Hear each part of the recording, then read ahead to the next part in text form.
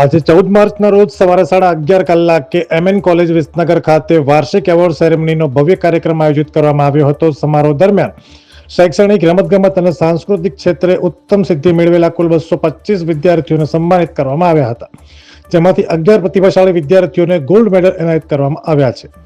કાર્યક્રમમાં મહેસાણા જિલ્લા પોલીસ વડા હિમાંશુ સોલંકી અને Indian institute of teacher education ગાંધીનગરના vice chancellor doctor Mukesh Patel મુખ્ય મહેમાન તરીકે હાજર રહ્યા હતા।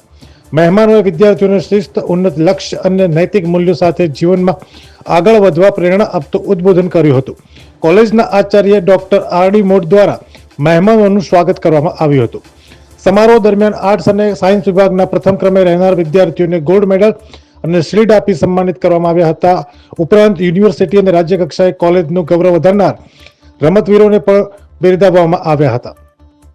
વક્તૃત્વ, સંગીત અને વિવિધ સાંસ્કૃતિક પ્રવૃત્તિઓમાં વિશેષ પ્રદાન કરનાર વિદ્યાર્થીઓને પણ એવોર્ડ આપવામાં આવ્યા છે, જેમાં NCC અને NSSમાં સામાજિક સેવા અને શિસ્ત માટે આગવી ઓળખ ધરાવતા સ્વયંસેવકોનું પણ સન્માન કરવામાં આવ્યું છે। નોંધનીય છે કે આ મેડલો કોલેજના ભૂતપૂર્વ વિદ્યાર્થીઓના સહયોગથી આપવામાં આવ્યા હતા। આ પ્રસંગે કોલેજનો શૈક્ષણિક સ્ટાફ અને વહીવટી સ્ટાફ તેમજ મોટી સંખ્યામાં વિદ્યાર્થીઓ ઉપસ્થિત રહ્યા હતા।